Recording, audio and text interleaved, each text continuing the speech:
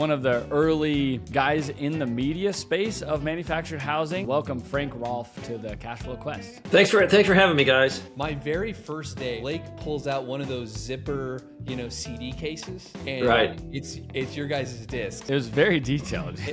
Right. It's not hard to get an uproar in the industry. The worst thing you can do as an industry with a negative stigma is to not fight back. It's a refreshing take, and we couldn't agree more.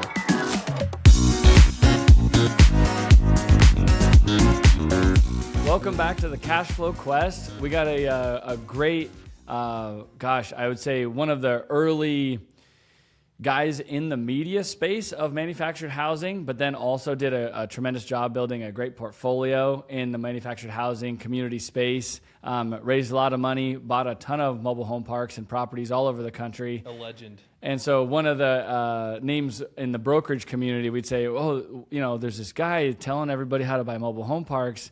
It's like the prophet. And so there was a couple names for you floating around over the years. And so we had a lot of fun learning from you. We went to the mobile home park boot camp, all the stuff. And so anyways, welcome Frank Rolfe to the Cashflow Quest. Thanks for having me, guys. Delighted to be here. So I wanted to kick off with, just recently, it's been a phenomenon that I've been getting asked a bunch about billboards. And so I wanted to get your take on why, how is the billboard business? How does it work? Is there still an opportunity within billboards? Is there an opportunity within mobile home parks currently to add value and put billboards on them? Well, let's go over the one distinction people need to know, which is that billboards, like mobile home parks, are federally regulated. And so the supply is basically capped. It's very close to capped. So during the Highway Beautification Act of 1960, billboards can only be certain spacings and certain zonings across America. And each state and each city is allowed to be even more restrictive, all the way down to no billboards allowed ever again. But they can't go less restrictive. And that's what creates the value on billboards is the Beautification Act. So since the supply is limited, in some states is capped, every time you're able to build a billboard, you have a unique asset that people can't just build one next door down the street. They can only build within the confines of the law. That's what creates the value. That also obviously restricts your ability to grow, because you have to find those certain niches which have not already been exploited with new signs.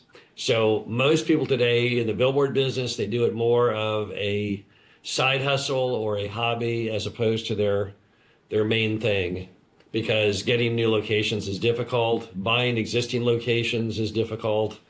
It takes longer, and the scale of it is much smaller. So a single billboard you might pass on the highway, that thing might generate, a steel monopole sign might generate anywhere from $10,000 to $50,000 a year of NOI, and a wooden telephone pole sign might generate $5,000 a year of NOI. So if you had 10 billboards out in the country, that might make you 50 grand a year, but you could make more than 50 grand a year with one small mobile home park. So it would take you just as long to build those 10 billboards, just as much difficulty, time, grief, everything. And so that's why I transitioned over into mobile home parks. But the opportunity is still there for people to build them. I just want to give people realistic expectations on it. Yeah. So we have a couple of mobile home parks now that, are on really busy roads or freeways. And it seems like it's pretty tricky, but we now are in Texas. Seems like they can move billboards around. So it's not like a 0% chance, but it seems difficult still. Yeah, well, when you say move them around, what they're doing is that when you have a permit, you hold all the rights within that radius of distance under the state law. So let's say you're on a property and you're paying that guy $1,000 a month lot rent, and now he demands $2,000. Well, you could pay him $2,000, or given your permit right, you could move to the neighboring property owners if they would go for less. That's what that is. Now I got to tell you, that only happens typically at the end of leases, and billboard lease terms are typically very long. They can be 10, 20, 30 years in length. So it's relatively infrequent that happens, but you're correct. Yeah, you can move them around. Got it. Okay. So then do you even consider it as a value add potential for your properties? To be honest with you, no. If you have the ability to have a billboard, you probably already have one, is the truth. And if you don't already have one, you probably can't get a permit. But it doesn't hurt to ask. Like if you call the other billboard companies in town and say, could you build a billboard on my land? They can tell you in 3 seconds because they have maps of where all the available locations are. Cool. I did get introduced to, so one of the guys that keeps putting out content on it is Ken McElroy, kind of a multifamily investor, syndicator. And he, I think, as a hobby, buys billboards. It's also a bonus depreciation game, right? Yes, it is to some degree, but it's just, yeah, again, billboards were a very real industry. Billboards had more opportunity in billboards than there were in mobile home parks back when I was in it, because I built or bought 300 of them, and I was the largest owner of them in Dallas-Fort Worth privately, and so there was opportunity back then, but that opportunity diminished and then basically died by the end of the 90s. So today you can still do it. I'm not saying you can't, but it's much more difficult and the numbers are much smaller. Understood. Well, so why don't we cover more of a fun topic? Tide and I have been... Yeah, well, let me just... I just got to jump in here real quick, Frank. So my very first day, I sit at the desk and Blake pulls out one of those zipper, CD cases. And right. It's your guys' discs, and I think there was 13 discs. Yeah, it was very detailed. Right. We were much smaller. We didn't have HR. I didn't have any paperwork or anything. So my first week, I think I was just listening to you and just got so much great context and value out of it. And it was funny because I'm in ops now, but I started on the ACT side with Blake, and they would have me call the brokers they didn't have a relationship with, and I literally listened to the CDs and I wrote down, city services, all the different things. And at the time, they had given me directive that we could acquire $20 million worth of mobile home parks. So I just was calling all the time with your guys' checklist. And I remember the first time I went to the MHCA in Arizona, I met John Sheedy, and he goes, yeah, we're just getting bombarded by all these MHU idiots who just have this checklist. Can you believe these guys just call? And I'm like, oh, I'm one of those guys. Well, we apologize for that. There are byproducts to trying to teach people how things work, but hopefully it saved you from some grief. No, it totally did. And what his point is really like we were in the group that they're referring to, and then we just kind of stayed persistent enough where we graduated through it, Right. Well, the bottom line was I think it gave clarity, right? Like ultimately it was what you want, and I'm sure before there wasn't any clarity and people were just buying random stuff. They didn't understand the difference between master metered and all these things. And so I don't know, it was a great compass for me and when I was first starting. So guys, when we started writing that stuff, the only event there was out there other than your typical MHA golf tournaments and things like that, there was a thing called Mobile Home Millions. And Mobile Home Millions predates everything. So that's ground zero for the whole concept of outsiders investing in mobile home parks. And Dave and I both attended because we spoke at one of their events, and the material was so off base that we decided that we could totally write better than that. Back in the day, and I'm talking in the early 2000s, investors in the space were focused on such things as trying to buy totally vacant parks and populating them with rental homes. That was like the most common idea. But people were just completely lost. And if you went to one of those events, you would come away totally bewildered because no two people had the same idea, and almost none of the ideas made any sense at all.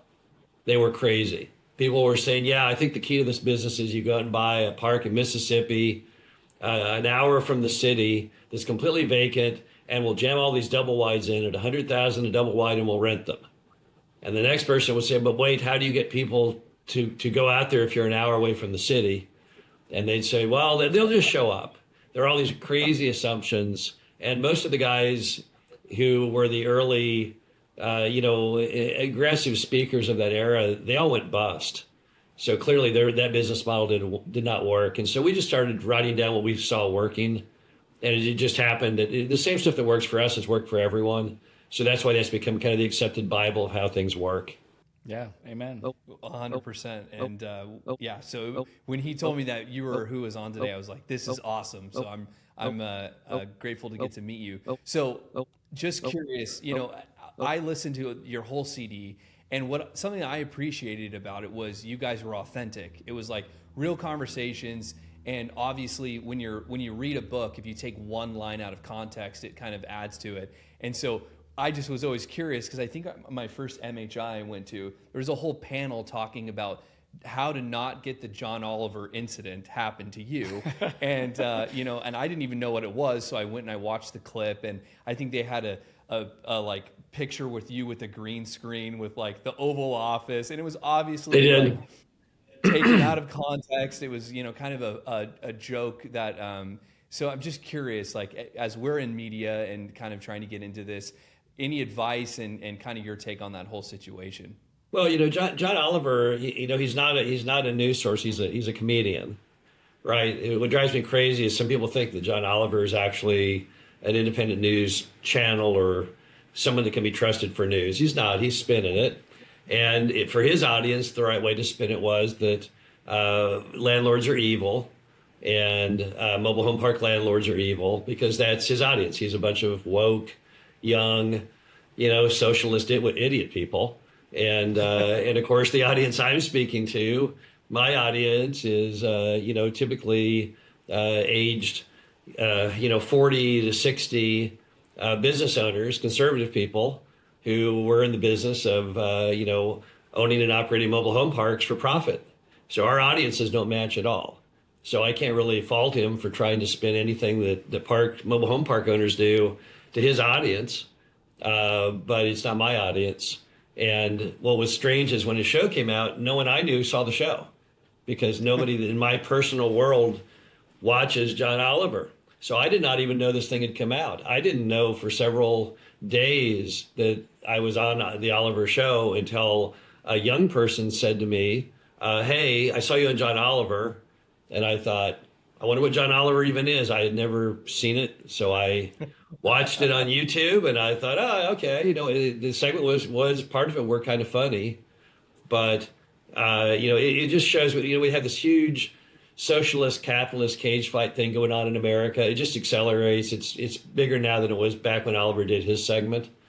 And, you know, there's not much you can do to defend against it. You're either in the blue camp or the red camp. You're either pro-business or anti-business. And you got to pick whichever side you're on based on where you actually align and run with it. So I've been on any number of negative things, and I've freely, if you look, I freely have done interviews with tons of woke folk podcasters. I've been on NPR, National Geographic, because I'm an old high school debater, and I don't mind debating people and trying to unlock what they're thinking.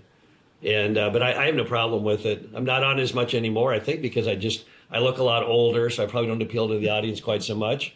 And maybe I'm just not as interesting anymore as I used to be, or maybe mobile home parks aren't as big a deal as they were just a few years ago for the whole anti-landlord movement. But yeah, no, Oliver, I mean, he does his thing. You know, he was going to be canceled there for a while. Somehow or other, they renewed his contract after letting him go. So I don't know how long the show will go on. It's never really been a piece of my life, but you know, it is what it is. Yeah. And it would also make sense, I feel like, in our industry, you know, there's a lot of like people that come from these major, you know, city centers that are like on Wall Street and stuff. I'm sure that they actually, some of our, you know, lenders and things were watching John Oliver and probably fall into that camp. And that's probably why it became such a uproar within our industry. But it was an interesting time. Yeah, you know, our industry, it's not hard to get an uproar in the industry, because our industry thinks that the correct path is always to just hide from everything. It is bizarre. So our industry is like an ostrich. That's its typical combat movement, is to stick its head in the sand and pretend like it's not about to be eaten by the lion or something. And we've always been very opposed to that. I've been very public in my opinions on the fact that the worst thing you can do as an industry with a negative stigma is to not fight back. That is like telling the little guy getting bullied in high school, don't fight back. let the guy keep hitting you, and eventually he'll get so tired of hitting you, he'll get bored and move on. That's not a way you run a business. And so I think you have to forcibly respond when people say untrue things about your business.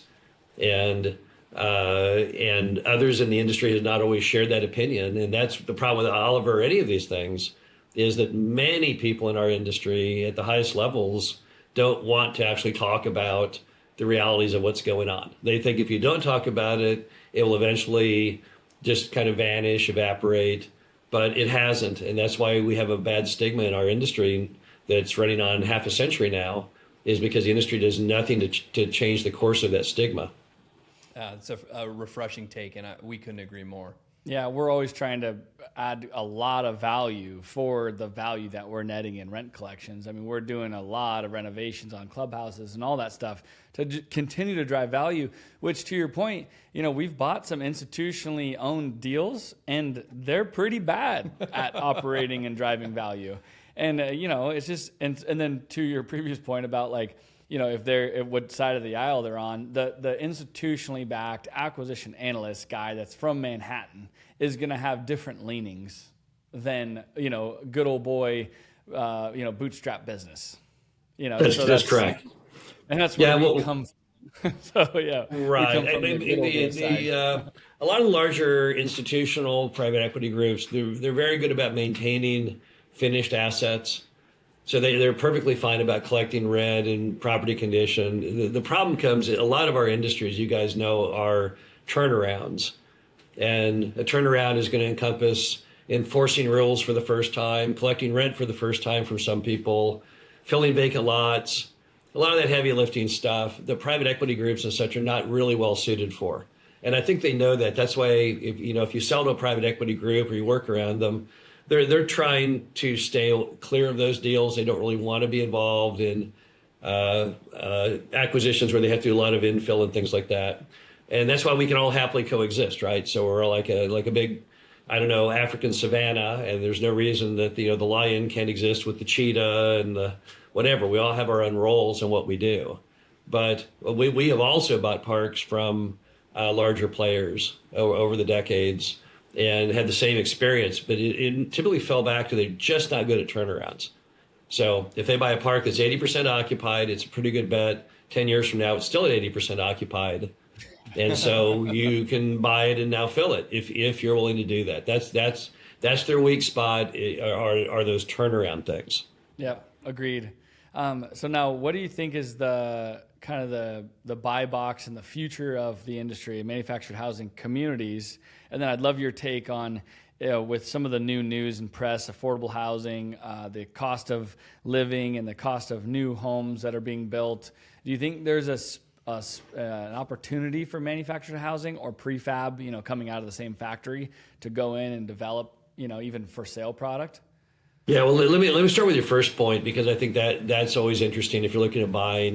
The new thing we're seeing out there is the population shifted enormously during COVID, and today people more than ever before are willing to drive farther to have lower crime and better schools and a sense of community. So literally, America is changing. In the 1800s, people started moving from farmland into the city in search of employment. And today people are looking at moving out of the city into the farmland in search of personal happiness. And as a result, we're seeing a lot of demand in markets that formerly you would not have as much. And I think that happened during COVID when people couldn't do anything. So they often would just get in a car and go on a road trip. And they were very unhappy in their apartment or very unhappy in their high density subdivision. And they realized, well, jeepers, man, if I drive 30 minutes twice a day, I can have this really much nicer house and a much bigger lot where my kid can actually walk to school and ride their bike like a Norman Rockwell painting. And I don't have to worry about people breaking my windows and jumping in my house at night. And it set in motion this resurgence in what we call exurban markets and super-commuter markets. And an exurban market is a market, it's beyond the suburbs. You have the urban, the suburban, and the next ring is the exurban.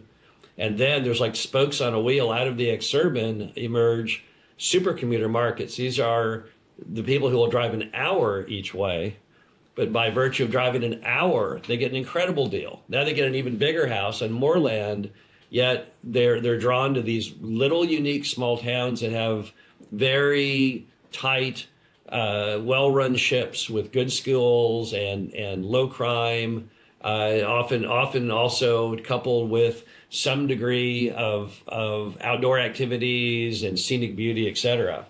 And so a lot of people missed a lot of these markets, like even in Dallas-Fort Worth. You know, we bought a park and did extremely well with it, bought it as a turnaround, turned it around and sold it out in an exurban market called Ennis, which is on I-45 as you go out of Dallas, right? People never paid attention to it. It's right on the highway, but it wasn't in Dallas-Fort Worth proper, wasn't in Dallas-Fort Worth Metroplex. So someone who doesn't really understand how the world works would have always just driven by and thought it's nothing. And then there's other markets we've bought into that are true super commuter. Like you have to drive an hour out to the market and an hour back, yet they flourish. So I think right now a lot of your best deals are going to come up in those super commuter exurban markets. And if you can find spots where you're in the path of progress, where that exurban becomes suburban and the super commuter becomes exurban, that's where a lot of the profitability is right now. And I saw that firsthand back in the 90s and 2000s in Dallas. Dallas grows really one direction, north. It grows a little east, but it grows for every 1 mile it grows north, it grows 100 yards east or something. And today, if you look at what you have, I mean, I remember when I bought my park in the super commuter area of Howe, Texas. You had Dallas as you were driving out, you go by the LBJ freeway, and then you dwindle to just the prairie until you hit like McKinney, and there's still nothing, and then you hit Howe, and today it's all grown together, right? I mean, Frisco, Texas, which when I was growing up in Dallas in the 60s, was so outrageously distant, people thought of it as just, you had to be an insane asylum case to want to live in Frisco. And I think today what the Cowboys have, one of their training facilities in Frisco or something. So I would say that's the areas to look at. The other thing I've seen right now on your question of the hot spots, the Southeast right now has enormous strength, and it's fueled by just this endless passion for the South. People love the South. They love Southern culture. They love Southern food. I mean, young people today, my daughter is nearly 30. All they have interest in today in vacationing or watching on TV or anything are shows like Southern Comfort and all these shows based out of Charleston. Anywhere in the Carolinas is hot. But a lot of the markets people used to always ignore. They'd say, screw the Southeast. They would literally skip over all the Southeast except for Florida. And suddenly that's hot. And if you combine those two forces, if you said, well, I'm going to go and look at exurban markets and super commuter markets in Alabama, you would probably find way more good stuff than you would in some of the old, kind of more worn out areas. So that's my answer to your first question. The answer to your second question, mobile homes are the actual mobile home product is, as my daughter would say, getting kind of chuggy, which I guess is the young person term for things that are no longer really, truly relevant or with the future. I mean, you look at all these other housing options that they make today, all the way from boxable, which I know is an IPO flop, but people like the product, to container homes. We had them on the show. We had the Did you really? Founders. Hey, yeah. I like the product, but my God, why they might have managed their IPO a little better, right? I mean, it's been a train wreck, I think. Well, they can't move the product. Just quick little sidebar. They were going to try to give us homes to put in RV parks because where do you put them? You still need utilities. Correct. And you can't just materialize utility connections everywhere and all over the place. So that was a big oversight, I think. Yeah, I know. I totally agree with you. But I think we would all agree that affordable housing is a huge problem, and mobile home parks share this unique issue in as much as they're effectively zoned as high density subdivisions, right? It's the only way you can live actually in the city somewhere legally on these tiny little lots when everyone else is a quarter acre, half acre, full acre, and you're this tiny little schmidgen. But I'm not sure that the industry is properly using this incredibly important permit that it has. So mobile home parks are based on this permit, which is very, very rare. You can't get them anymore, right? It's like having a landfill permit or something. You don't want to blow it because you can't get them. And so are we fully utilizing that permit to its maximum? I don't think so, actually. And I don't know, what the future will hold. I know there are some parks out there that have already been kind of retrofitting themselves into different types of housing, 2-story mobile homes, things like that. But I think that's kind of the future. Like the old single wide on the lot, okay, that was great in the olden days. But as lot rents have gone up and housing prices have gone up, I think there's more of a demand for a new kind of product because our customer has gone up demographically substantially. I mean, our average household in a typical mobile home park is making twice what they were making not that long ago. I mean, we've jumped from fast food workers to bank tellers, and yet the product really has not accommodated that shift. So I sense like there's something going to happen. Like look at mobile home sales; they're not gone up an iota in 20 years.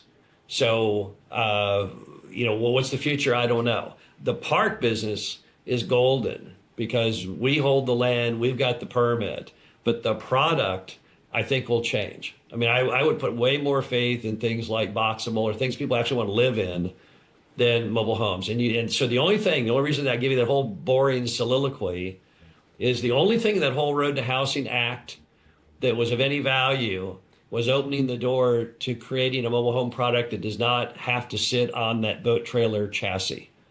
Yeah. So forget the whole rest of the Road to Housing Act. I read the whole stupid thing. It's worth 10 cents. Words like encouraging zoning, when you use the word encouraging, it's meaningless, right? So there was nothing in that would make a city ever again zoned for a mobile home park. Forget it. But if you can get those chassis off those things, so you can deliver a product that sits close to the ground like a stick-built home, now you're on to something. And I know that because we used to own a mobile home park in Bloomington, Illinois, on the side of the highway. People did not know it was a mobile home park. It looked like a fooler because the mobile homes were all double wide and they were all what's called ground set, which means they're just slightly above the ground. And you have concrete slabs instead of skirting that go around them, which appear that it's a stick-built home on a foundation. And those things sold they were crazy. If we had one of those go up for sale in that park, our phone would just melt because it jumped over the whole stigma gap. Because a mobile home because it's sitting up in the air with a deck, but you can't tell on a ground set home what's going on. And so, that was the only thing the Road to Housing Act had of benefit was opening the door to legally being able to ground set. That was the key item. Yep, and pull the frame rail and set them on, concrete block, whatever you're going to do. But Correct. Yeah, and I'm with you, even on the quality on the living front, when you're in mobile homes and I have a river house that's double wide.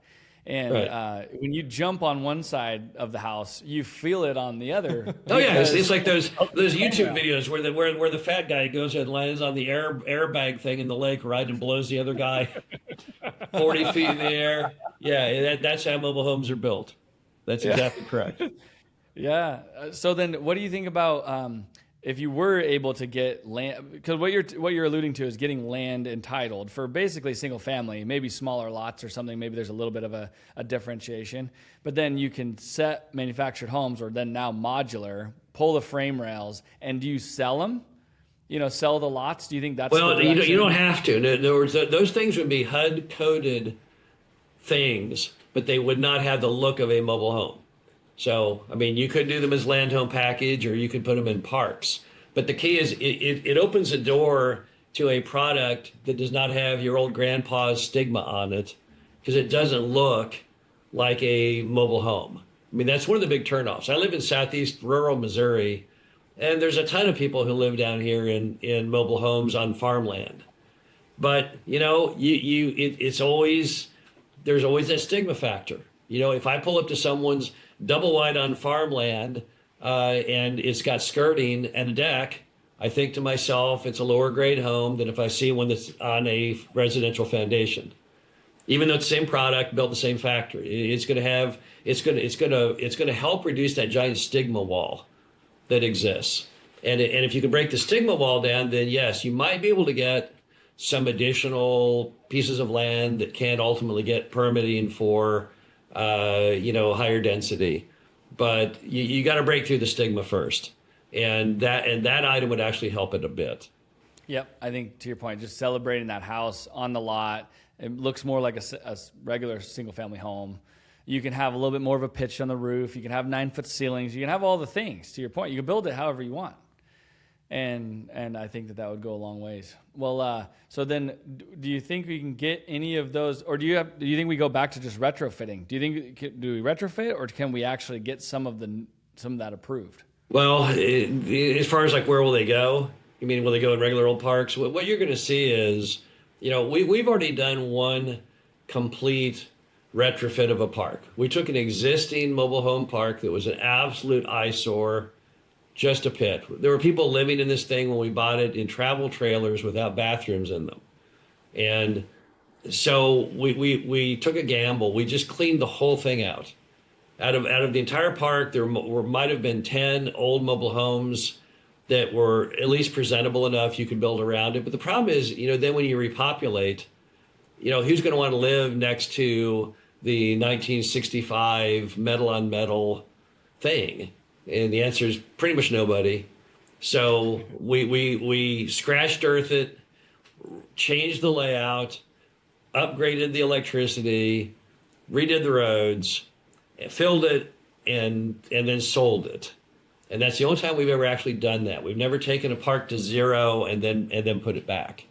In the better locations, I could see that. Like I could see if you had a park, in some spectacular area of Dallas-Fort Worth, could I see someone having the guts to do that? Possibly. It would take a leap of faith that many people are not geared up for yet. But I can start seeing some of that retrofitting going on. Now, again, it would have to be only in the hands of people with really deep pockets who could afford to take an income-producing asset down out of its existing income production and then rebuild it again. But, it all revolves around the highest and best use of each mobile home park permitted parcel as to whether that would work or not. So I don't know.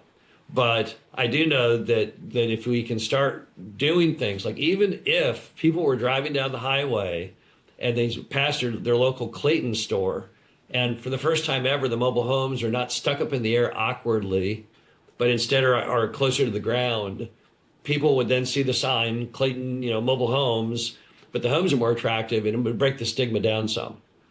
So again, will it have a huge impact? I don't know if it will or not. At least it's a step in the right direction. But that was literally the only thing in the entire Road to Housing Act worthwhile. Yeah, I'm going to study that because I still don't understand. Like, so what does that actually mean from like a practical standpoint?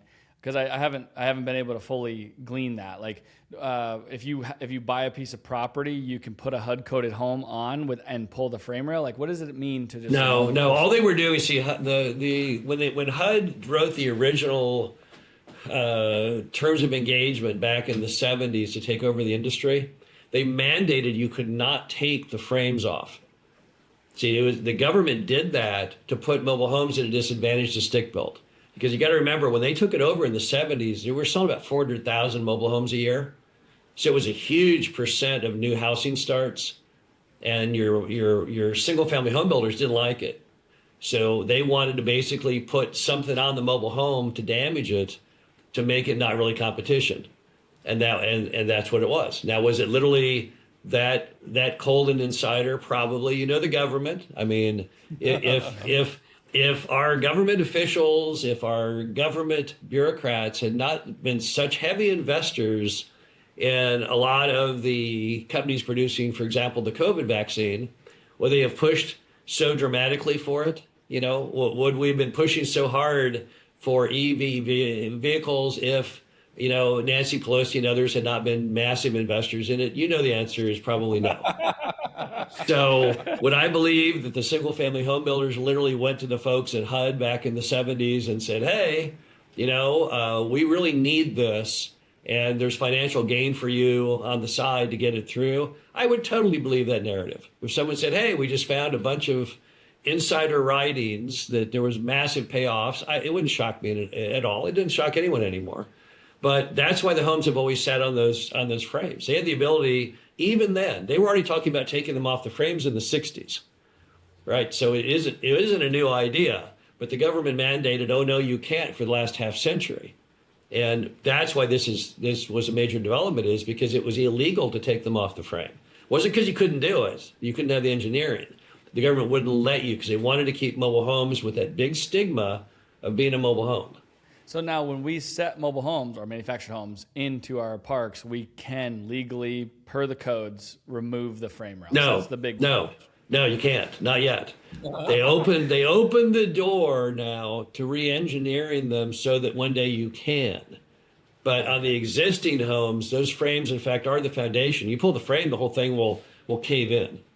Oh, right. No, I meant if you did it new, again, fresh. Yes. When they are done revising, what they'll have to do is, as usual, they'll have to get the plans, they'll have to have committees, they'll have to have discussion groups, and then the HUD will have to ultimately bless the final design, allowing for it.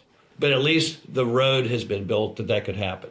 Because I always thought that just made it more of a modular home, where now it's not a HUD-coded home, but this keeps it a HUD-coded product. Correct. That's right. Does that allow you then to put it more places than a modular? No. Well, it allows you to put it in a mobile home park.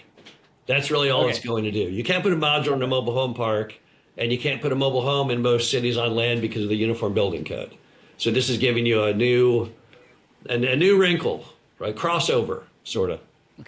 Okay, now on the other side, now I feel like this is basically, from your perspective, Frank, is you're going to open it up to a lot more consumer demand for MH product.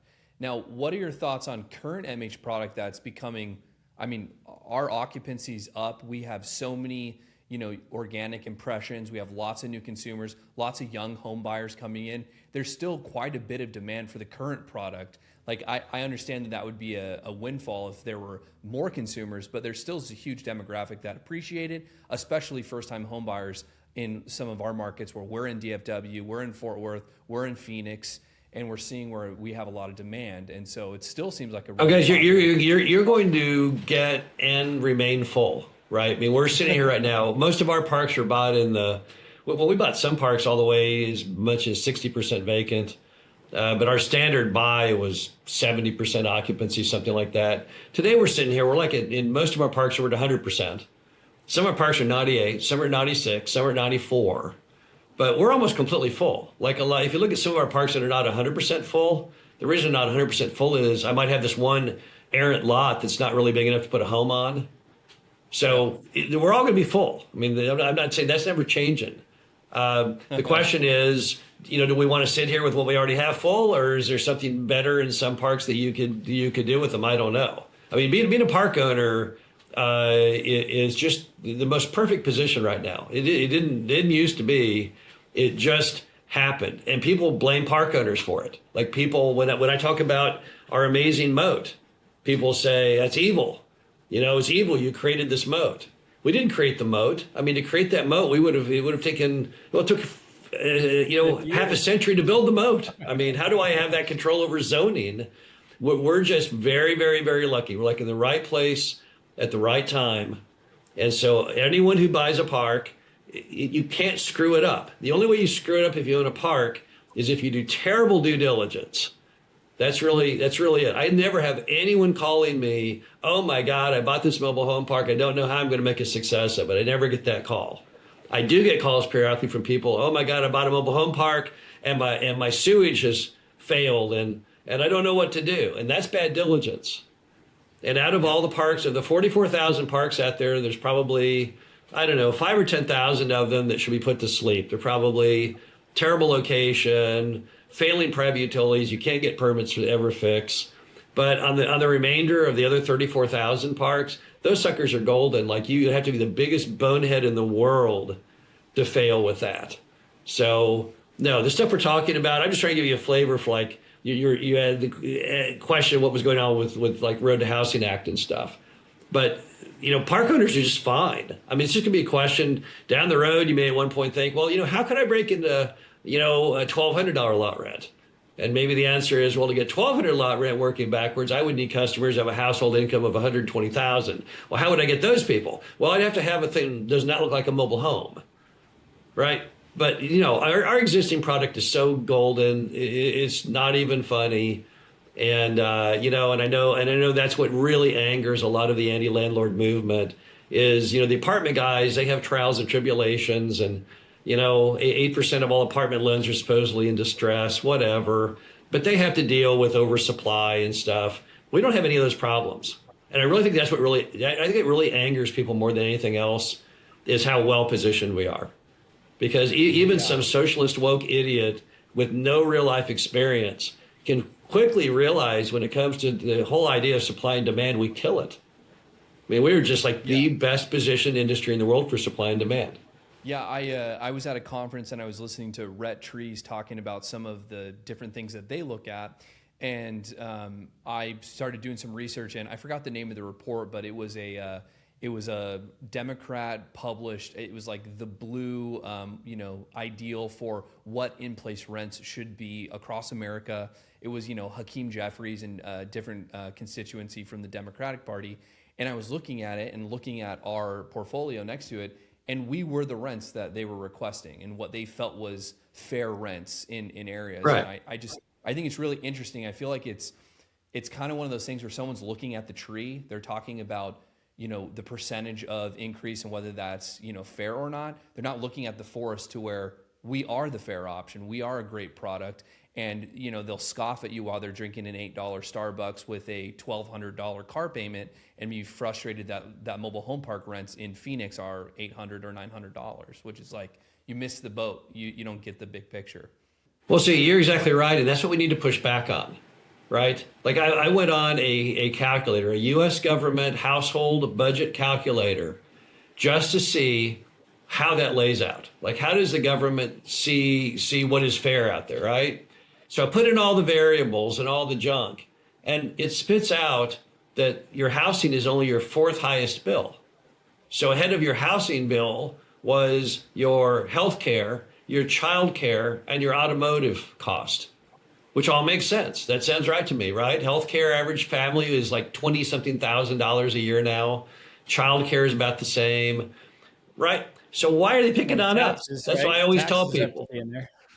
Sorry? Taxes are probably top. Well, I didn't even count those because a lot of people won't pay any tax. Half the nation pays no tax. So let's assume you're living tax free.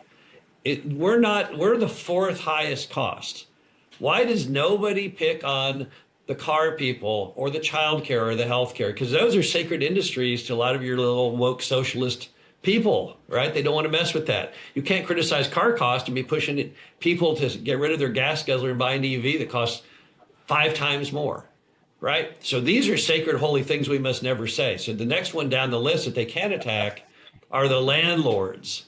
But that's what's so just ridiculous. And I always push back. In our industry, it always irks me that nobody has the guts to just say, look, moron, we're not even anywhere near the number one cost. So if we raise our rent $100 a month, which we don't, we normally hold it to $50, but $100 a month right now is merely the difference in filling up a car per month, right? Just filling your car up, not even including your car cost.